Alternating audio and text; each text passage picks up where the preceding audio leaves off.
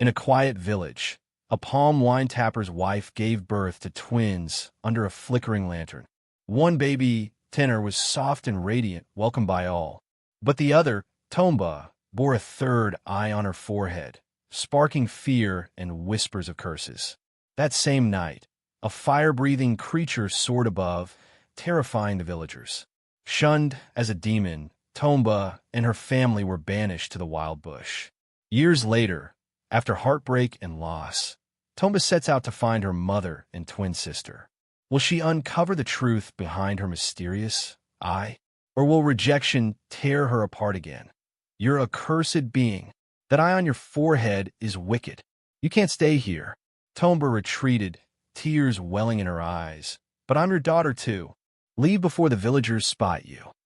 Tomba stood there, heartbroken, her heart shattered into fragments.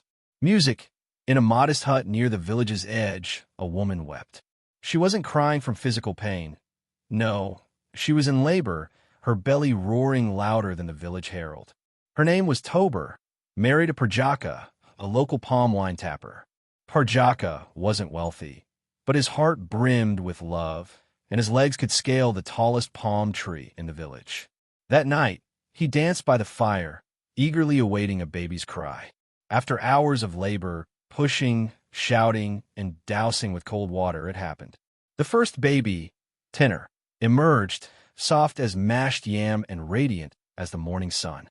Her cry was loud and clear, proclaiming to the world, "I'm here." Then, something unexpected occurred. "Another baby's coming," the village midwife exclaimed. Parjaka's eyes widened, as if he'd seen a ghost performing a wild dance. The second baby arrived, but she was extraordinary. She had 3 eyes. Yes, 1, 2, 3. The third eye, centered on her forehead, blinked slowly, as if greeting everyone in the room. Everyone froze. Even a lantern's flame flickered, as if frightened. Parjaka yelped and stumbled back, nearly crashing into the mud wall. The mother, exhausted and sweaty, gazed at the baby and murmured, "What is this?" The midwife, speechless, gently wrapped the baby in cloth and handed her to Parjaka, as if passing a scalding hot yam. Parjaka stared at his daughter, one part of him terrified, another confused, and a third simply hungry, as he hadn't eaten since morning.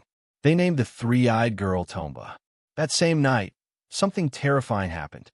A bizarre creature soared over the village, its wings as wide as a canoe, spewing fire from its mouth.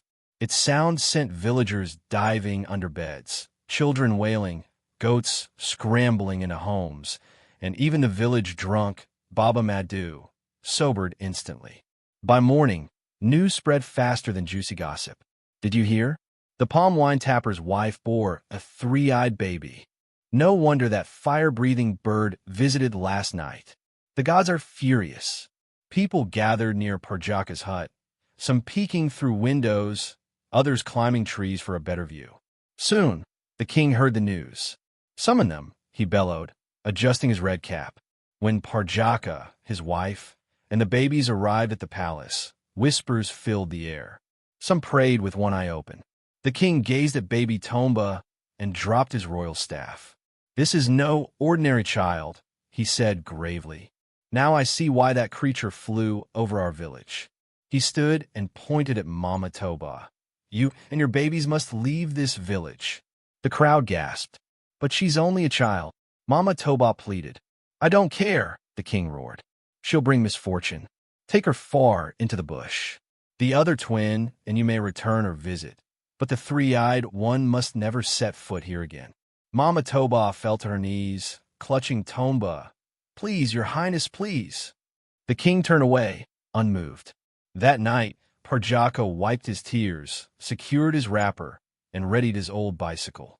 He placed Mama Toba on the seat, the twin strapped to her back and chest, and pedaled slowly out of the village into the dark night, frogs croaking like a mournful choir. By morning, they reached Elu Oja, the next village. At first, the locals smiled and offered water, but when they saw Tomba's face, their smiles vanished like gari in hot water. "This child is a demon," one woman cried. "She has an extra eye. What does it see?" Another man shouted. Take her away before she curses our wells." Mama Toba wept again. Perjaka said nothing, turned the bicycle, and rode off. They tried other villages, but everywhere, the same cry: "Leave with your demon child." At last, Perjaka sat under a mango tree, sighing. His beard was dusty, his feet weary, his wife nearly broken. "My love," he said, holding her hand softly, "let's stay in the bush near our village for now. I'll build a small hut, and we'll plan our next steps." Mama Toba, with weary eyes, nodded.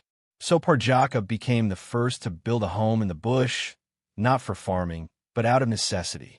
With his hands, he gathered mud, bamboo, and old roofing sheets, constructing a tiny hut with one room, no windows, and a door that often fell off. They cooked with firewood, bathed in the river, and hid Tomba's third eye when animals passed. 3 days later, Perjaka packed gallons of fresh palm wine and returned to the village. "I'll sell wine and bring money home," he said hopefully. But the market, people scattered like chickens spotting a hawk. "Isn't that the man with the three-eyed child? Don't buy his wine. He's cursed the land." Not a drop sold. Perjaka trudged back to the bush, heart heavy. "Even my palm wine is jobless," he muttered. "What kind of trouble is this?" As he entered the bush that evening, tired and frustrated, his wife's voice called from the hut, "Papa Twins, you didn't sell a single drop." Perjaka looked at her and managed a faint smile. They lived in the bush for months. The mud and thatch hut Perjaka built sheltered them from rain and sun. Wild animals roamed nearby at night, but Perjaka stayed vigilant, stick in hand, guarding his family.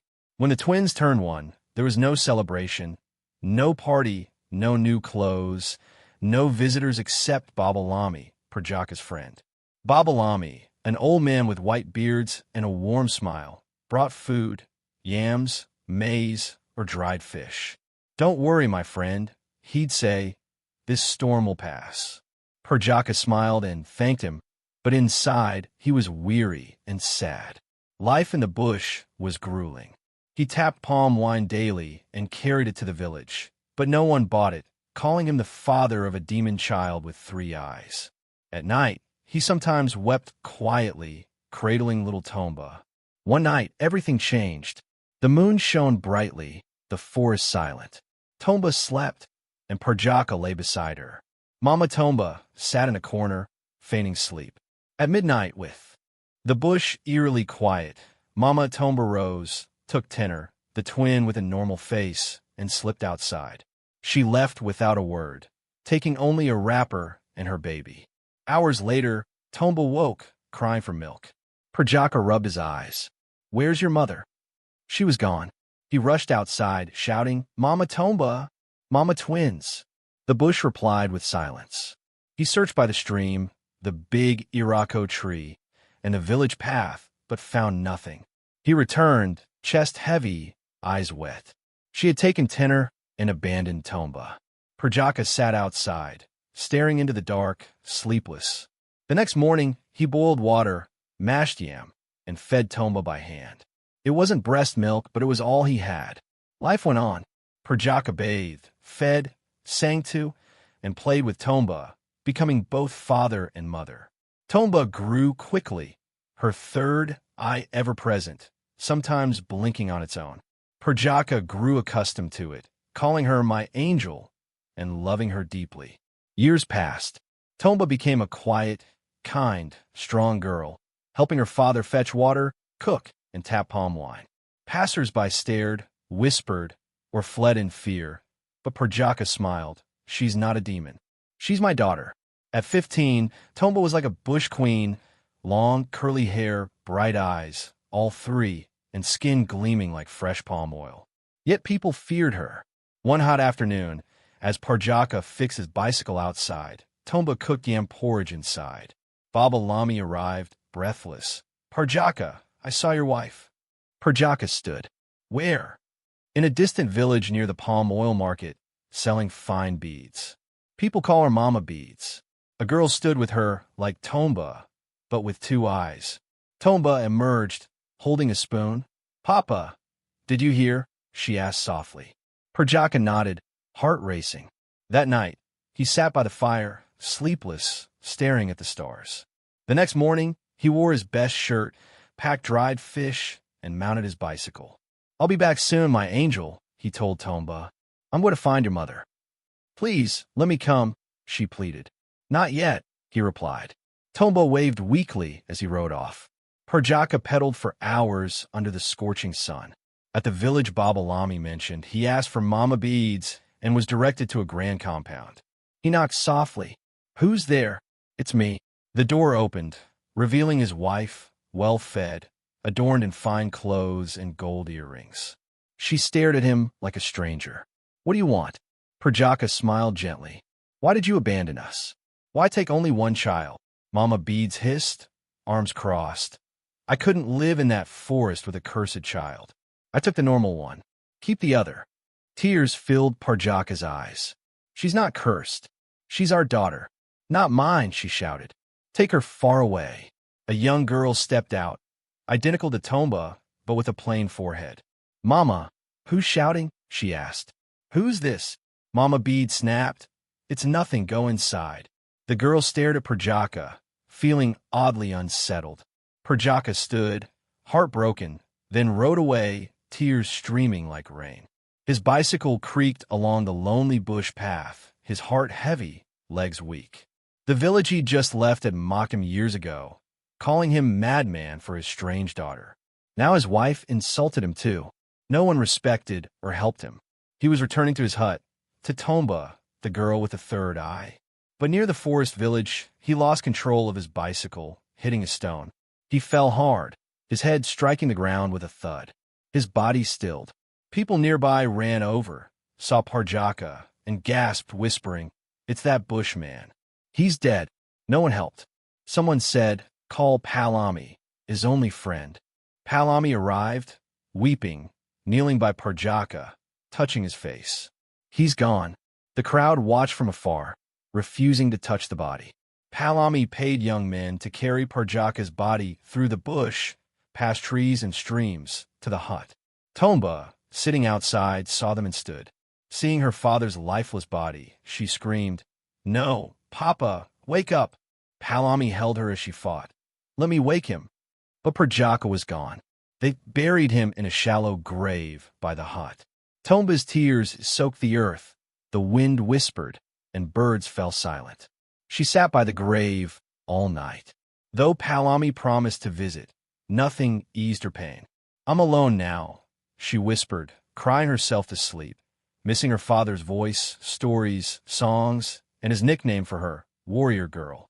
On the 7th day after his death, Tomba rose before dawn, resolved to find her mother.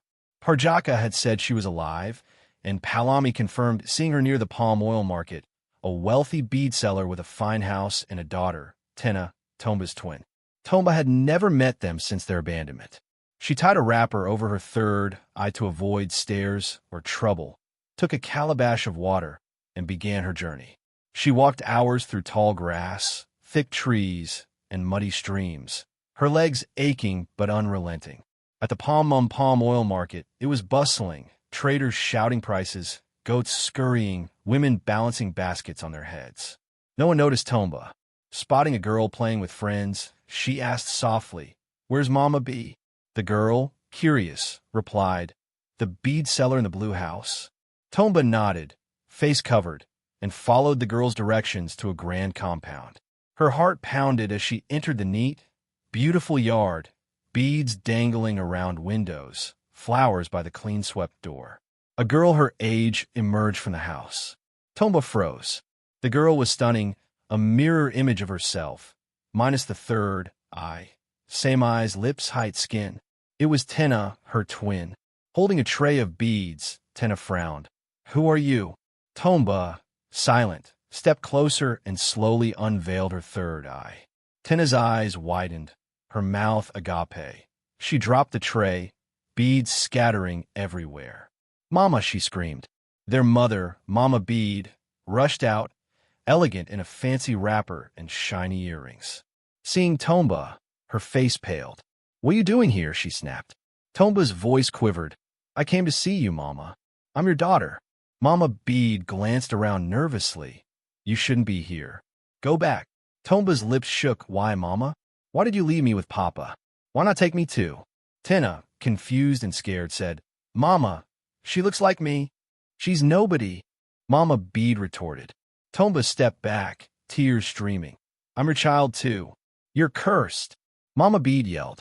That eye on your forehead is evil. You're not welcome here. Tomba sobbed loudly. Mama. Lee. Mama Bede screamed. Before the villagers see you. Tina's eyes teared up, bewildered. Tomba stood, shattered, her heart in pieces.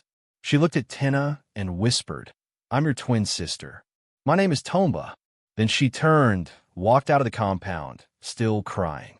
But Tin Bed now wasn't ready to let her go. Another episode drops soon. Please like, share where you're watching from, and subscribe. Thank you for watching.